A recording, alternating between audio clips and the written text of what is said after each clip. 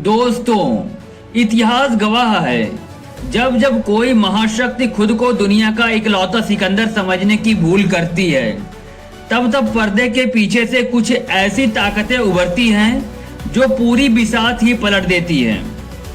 इस वक्त वाशिंगटन के व्हाइट हाउस में सन्नाटा है और अमेरिकी राष्ट्रपति डोनाल्ड ट्रंप के माथे पर चिंता की लकीरें हैं, क्योंकि जिस वक्त अमेरिका मिडिल ईस्ट में ईरान को बर्बाद करने का प्लान बना रहा था, ठीक उसी वक्त एशिया से लेकर बीजिंग तक दो ऐसे चक्रव्यूह रचे गए जिसने अमेरिकी बादशाहत की बुनियाद हिला कर रख दी है। एक तरफ दुनिया के सबसे बड़े मुस्लिम देश इंडोनेशिया ने अमेरिका की पीठ में छुरा घोंपा कि चीन को घेरने का ट्रंप का सपना चकनाचूर हो गया, और दूसरी तरफ ट्रंप के चीन से पैर बाहर निकलते ही रूस के सुल्तान व्लादिमीर पुतिन अचानक बीजिंग लैंड कर चुके हैं। दिल थाम कर बैठिए दोस्तों, क्योंकि आज हम सुपर पावर्स के उस खूनी खेल का पर्दाफाश करने जा रहे हैं जो अब तक आपसे छुपाया गया था। तो दोस्तों, अंत तक बने रहिएगा। शुरुआत करते हैं उस पहले झटके से जिसने पेंटागन के होश उड़ा दिए हैं। साउथ चाइना सी और इंडो पैसिफिक क्षेत्र में चीन के बढ़ते दबदबे को रोकने के लिए अमेरिका ने एक बहुत बड़ा दांव खेला था। महज एक महीने पहले अप्रैल 2026 में अमेरिका और इंडोनेशिया के बीच एक मेजर डिफेंस कोऑपरेशन पार्टनरशिप पर दस्तखत हुए थे। अमेरिका खुद खुश था कि उसने चीन के दरवाजे पर अपनी एंट्री पक्की कर ली है, लेकिन अचानक इंडोनेशिया के रक्षा मंत्री शाहफरी शमसुद्दीन ने संसद में खड़े होकर एक ऐसा बम फोड़ा जिसकी गूंज वाशिंगटन तक सुनाई दी। इंडोनेशिया ने साफ कह दिया कि वे इस डील को मानने के लिए कतई प्रतिबद्ध नहीं है। उन्होंने दो टूक शब्दों में कहा कि जो साइन किया गया था वह सिर्फ एक लेटर ऑफ इंटेंट यानी आशय पत्र था, कोई कानूनी संधि नहीं। यानी सीधे शब्दों में कहें तो इंडोनेशिया ने एन वक्त पर अमेरिका को ठेंगा दिखा दिया है। अब आप सोच रहे होंगे कि आखिर इंडोनेशिया ने ऐसा क्यों किया। तो चलिए आपको इस डील के पर्दे के पीछे की वो शर्त बताते हैं जो अमेरिका ने रखी थी। दरअसल अमेरिका चाहता था कि संकट या युद्ध की स्थिति में उसकी वायुसेना को इंडोनेशिया के आसमान से गुजरने के लिए ब्लैंकेट ओवरफ्लाइट एक्सेस मिल जाए, यानी अमेरिकी लड़ाकू विमानों को जब मन चाहे बिना जकार्ता की इजाजत के इंडोनेशिया के ऊपर से उड़कर साउथ चाइना सी में चीन पर हमला करने की छूट हो।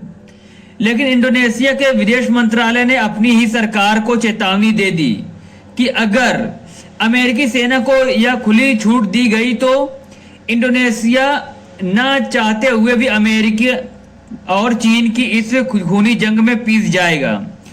दूसरा बड़ा डर संप्रभुता और जासूसी का था। इंडोनेशियाई सुरक्षा एजेंसियों को शक था कि अमेरिकी विमान इस छूट का फायदा उठाकर उनके अपने ही रणनीतिक ठिकानों की जासूसी कर सकते हैं। और सबसे बड़ी बात, चीन इंडोनेशिया का सबसे बड़ा व्यापारिक साझेदार है। इंडोनेशिया चीन को नाराज करके अपने पैर पर कुल्हाड़ी नहीं मारना चाहता था। अभी अमेरिका इस झटके से संभला भी नहीं था कि बीजिंग से एक ऐसी खबर आई जिसने पश्चिम देशों के खेमे में हड़कंप मचा दिया।